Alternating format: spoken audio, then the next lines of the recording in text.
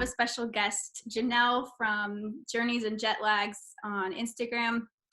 And with the conversations going on right now around the Black Lives Matter movement, I've been doing a lot of listening and learning and thinking more about what we can do, how we can be more active and more cognizant and aware. And I wanted to take this moment to chat with Janelle and hear more of her experience as traveling the world as a Black woman and some of her stories, and then also kind of get into the travel industry overall, because it's notorious for not being very diverse. So Janelle, thank you for coming. I'm so glad that you're here. And if you want to just share a bit about what you do. You're a traveling nurse, right? Or you were at one point? I was a traveling physical therapist. Okay, yeah. Very cool. So my name is Janelle. I am from Huntsville, Alabama, and I am currently a physical therapist, but a couple of years ago, I was into traveling physical therapy. So that really opened up the opportunity for me to go abroad and see different countries. When one of my contracts was over for work, I would use that free time and that flexibility in my schedule to see more of the world. And I actually, I met Miss Creative Edge Travel, Sierra. I met her in New York City at a travel conference. And so I'm really excited to be here, and I commend you, Sierra, for opening up the discussion to not just yourself, but to your platform to learn more about racism in the travel industry and the lack of diversity among travelers as well. Yeah, absolutely. It's important, and I don't get any gold stars for doing this. It's the minimum, right? But I wanted, I'm taking a look around me, and I'm connected to people that we can hold these conversations and open this up to the audience to have this opportunity to learn as well. So there just needs to be a marriage that takes place.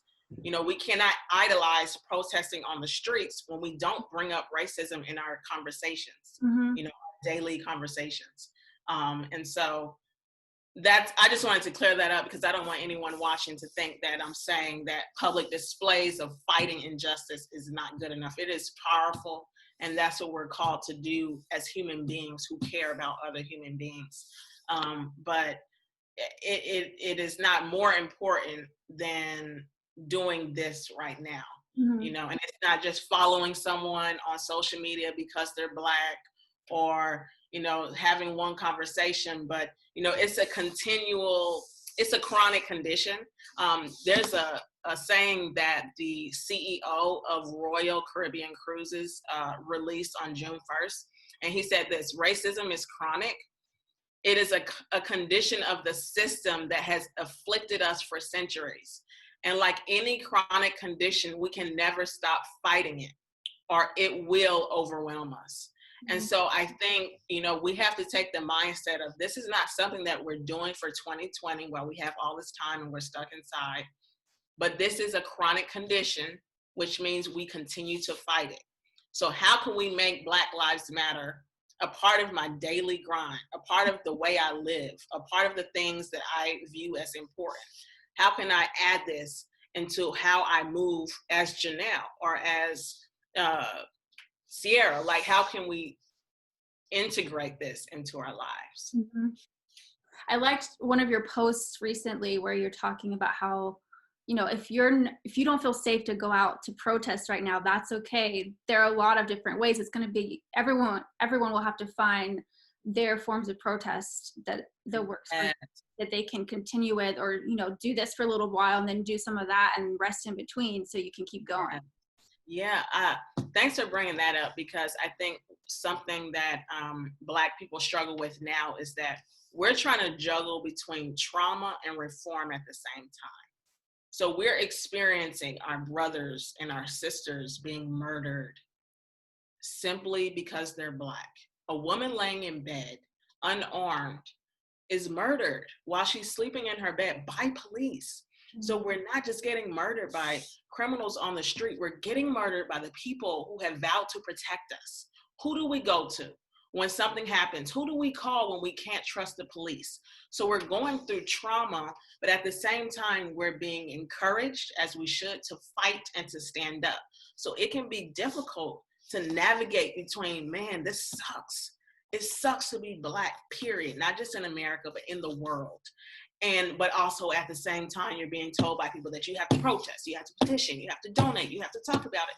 And while we should all be doing something, this is not something that will go away. This is, again, something that we were born with, and it's something that we will likely die with. So we have to take up stamina and endurance. So if you want to take a nap today, that's totally okay. Take a nap, get rest, because this is a fight that you're going to have energy for. And so I don't think anyone should feel ashamed, like if they're not protesting, especially in the midst of a pandemic. It doesn't mean that you're any less Black or that you're not an ally, even for white people. It doesn't mean that you don't support what's going on if you don't protest. What are you doing? Mm-hmm. What are you doing? Sometimes it might just be reading a book, and that's okay. Mm-hmm. And I think that's something that we should all encourage, so that we're not competing against each other, but we're joining and we're fighting something that cannot just be fought by one person. Mm-hmm. Because it is often these micro changes that add up to create real change. We might not feel like reading a book is doing anything, but then you feel more prepared to hold a conversation with someone because you can point to things that you read about and learned about and know the history of. And that's a huge part of just being able to hold a conversation with someone that just said something racist. That can feel scary, You can feel awkward approaching them, and you have to go through thinking about the bigger picture and how your conversation could change this person and could prevent all this future racism, and let go of the fear you're feeling and understand the greater fear of what Black people have been dealing with forever and are sick of. Yeah. So you have to do your part no matter what you're feeling. Mm-hmm. And so those micro actions add up into a collective voice. Right. How do you wish the travel industry would change, and what can I do as a travel company? I wish that the faces of travel were not just white. If I Google a resort, or if I Google a hotel, or if I Google a certain country of travelers from America, I don't want to just see white people, because now that is putting ideas in my head that traveling the world is for white people, that traveling is for people who have a lot of money, and that traveling is for people that don't look like me. So I wish that the graphics and the public relations and the marketing for traveling could be more diverse, and not just Black people, but people of other races as well, on the faces of travel, that says we can see the world. The world is our backyard. It is not a distant planet. We are walking on this earth, so we should see it. We should experience it. So I wish it was more diverse in, even social media. And also just more support, genuine support. Not just support to post a picture of another Black person and say, hey, I supported that person, but to try and get to know them and figure out what they bring to the table. What does this girl or this young man as a traveler bring to the table that's different as a Black person? And really be genuinely interested, or try to find that genuine interest in us as people. And I also think just the way that Black people look at traveling needs to change. I think, unfortunately, and this goes into a little bit of white privilege. Some people might not think that's a thing, but, a lot of Black people did not grow up traveling the world. Where I know several of my white friends where that was just a part of growing up. In the summer, maybe they went to London, or maybe they went to go visit another country where, the financial makeup of a Black family, the average Black family compared to the average white family in America, is significantly different. The average net worth of a white family in America is about $100,000. The average net worth of a Black family is $9,000. So traveling is very much related to economics and finances. And so I think that, we have to start thinking about traveling as not just something that you do as a luxury, but something that you do as an experience, something that you do as a human to see and better understand our world. Not something that's done in celebration after you've graduated, but something that you work for and that you save for, you plan for, and you even dream about on a daily basis. And so that's something that we as Black people have to do. Not just white people. No one can do that for us. We have to say, hey, I deserve to see the world.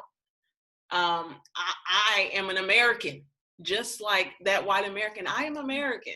I was born here just like you were. And so I have rights that I need to take hold of. And part of those rights are the world itself. Yeah. Yeah, I like what you said.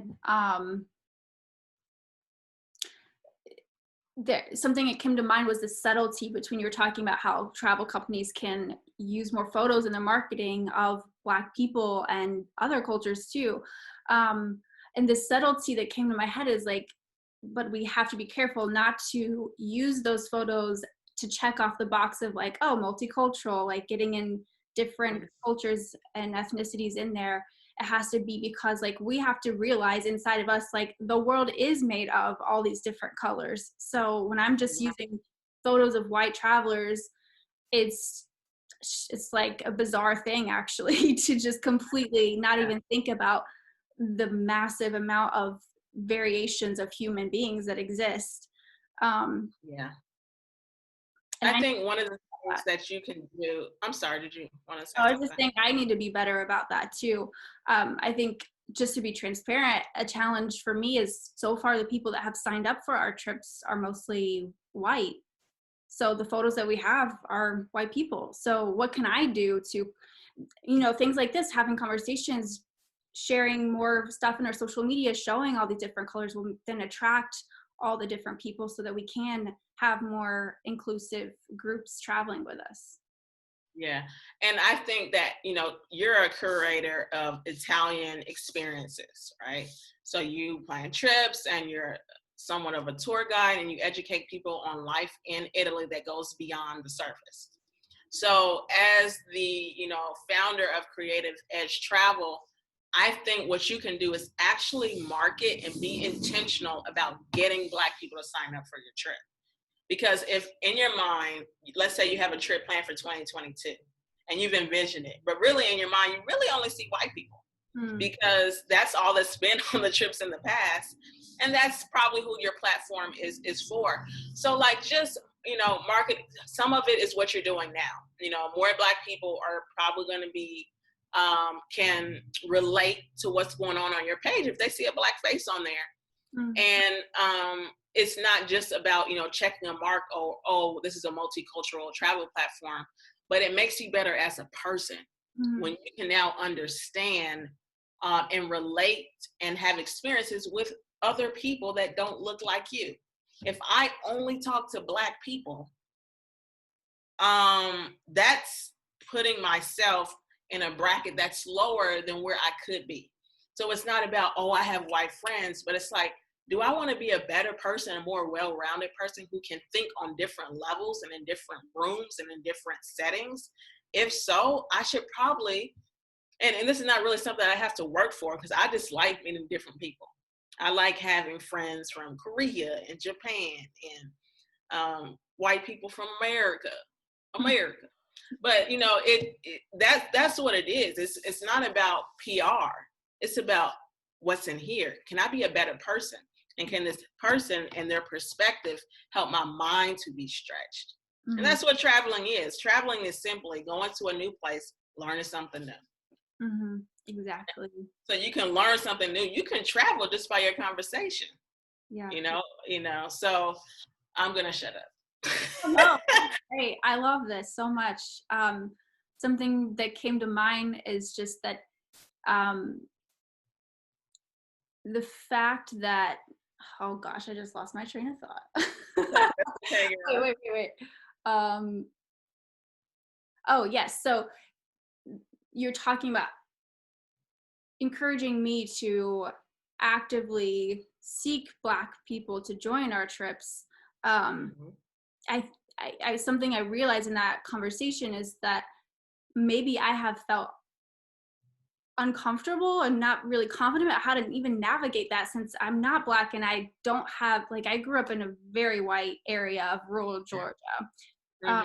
So I haven't been surrounded in diversity very often. So this conversation, these protests have kind of given me not permission, but like kind of clarified for me that you can call people Black with a capital B. Like before this whole situation, I honestly didn't know. And Glow, we were talking about Glow Graphics, Gloria Atanmo, she did a post today that was about that. And I was like, I was so grateful that she just shared that in a loving way, because I think white people do wonder if we can call people Black or not, and we hesitate to refer to someone like, we'll describe everything about a person except for the fact that they're Black. Yeah. And the thing is, I was thinking like, why is that? And I'm thinking maybe it's because when we've seen, the only times that we've seen people referred to as Black is usually in the media, in movies, where it's referred to, use it as a negative thing. Mm-hmm. Yeah. And I think so many people are they want to be on the side of people who are not racist so bad that they're covering their eyes to anything that deals with race, up until this time where everyone's talking about it now. Yeah. And so to the point where people are saying, I don't see color. Now, first of all, I get the intent of that statement. I don't see color means, oh, I'm treating everyone equal and it doesn't matter what you look like. Do you see when you come to a stoplight that it's green or red or yellow? So when people say they don't see color, they're trying to say that they're not racist. But if you don't see me as a Black woman, you also don't see my struggles, my experiences, my different perspective that I have as a Black woman, not just a woman. Because I'm not just a woman, I'm a Black woman. So we're not calling people to avoid the topic of race. We need to uncover this. We need to get naked with the idea of talking about racism, talking about the fact that I'm Black, you're white, and not one is superior. Mm-hmm. I'm not smarter than you because I'm Black. I'm not more cultured than you because I'm Black. I cannot dance better than you because I'm Black. I am a Black woman with an experience who grew up in Alabama, a few miles away from Sierra, who grew up in Georgia. So I think that it's something that we have to get real with and face it head on in order for us to be able to truly get some victory over it. Mm-hmm. Yeah. So before we end here, you touched earlier on the topic of economics and how Black people usually don't have as much access to international travel. And that kind of ties into what I see you do a lot of, which is helping people save for travel, figure out ways to hack travel so that they can have access to it. So can you speak a little bit more about what you do and where people can connect with you? Sure. So Journeys and Jet Lag, that's my Instagram name. That's the name of my website. Everything is Journeys with an S and Jet Lag spelled out. So that's how they can find me, or you can find me on Instagram. And it's the same for my website, journeysandjetlag.com. When I was younger, my mom is Panamanian, so she's not African-American. She is Afro-Latina. So of African descent, but grew up in a Latin country. And growing up, I always used to ask her, Mom, when are you going to go to Panama? And she would always tell me, we don't have the money to go. Again, this is something that Black people can associate with is financial oppression, really. And so I grew up hearing that constantly throughout my whole childhood. When I finally got to college, I said, Mom, when are we going to Panama? She said, if you can find a ticket cheap enough, we can go to Panama. So I started searching online, doing everything that I could. And I finally found a ticket for like $300 round trip. And me, my brother, and my mom, we went to Panama for the first time. That opened up my eyes to the world and culture and religions and all of that outside of the platform of just American lifestyle. And I continued doing that throughout the years and even through my career as a traveling physical therapist, using tips and certain strategies. And I found out if I use certain strategies, if I use certain websites, certain apps, that I was uncovering deals where most people were paying $900, $1,000, $1,200 even to go to countries where I was going there for $300 or $400. So I have a course, it's an hour course called Journey the World on a Dime, where I teach people how to travel the world on a dime budget. And so even if someone who's watching this doesn't even have, it's $40 to take that course. I think it's most important that people, whoever they are, whoever's watching now, realize that they can travel the world, and everyone should. Whoever can walk should travel the world. And there's a saying that I like to use for my branding, that is, a woman must travel, because when she's called to do big things, she must think globally. Mm-hmm. So this is why every woman, every man must travel. You know, if we're called to think on a bigger scale, then we have to travel the world. And so that's me in a nutshell. I'm really thankful for this experience and this conversation. And I hope it continues for years, you know, continuing to talk about these things. And I would love to eventually travel with you one day, and continue to work together and to bring our different things to the table to create a more complete meal for people listening. Yeah, absolutely. Yeah. Thank you so much for sharing. It's been really enriching, I think, to just sit and listen and absorb and share. Like you're saying, these are conversations that I think we each individually have inside ourselves, but we don't open up and share about it because we're not sure. It's something you have to tiptoe around. And so we have this beautiful moment that we can just be vulnerable about it and learn. And I think part of it is learning how to stay at the table and sit in the room when you feel uncomfortable. When you make a mistake, just be like, okay, like it hurts to get called out, but that's how you're going to learn. That's how you're going to become a better ally. Mm-hmm. And I think that's what it takes. It takes courage to fight for this and to stand for this, especially when you don't really see yourself as a racist. You know, that's an experience that I don't have to sit in. I'm not a white person who's not a racist, but also a white person who's probably not doing anything to help. Mm-hmm. I know there's that feeling of, well, I'm not that person. I'm not a bigot. I'm not a murderer. I am not a supremacist.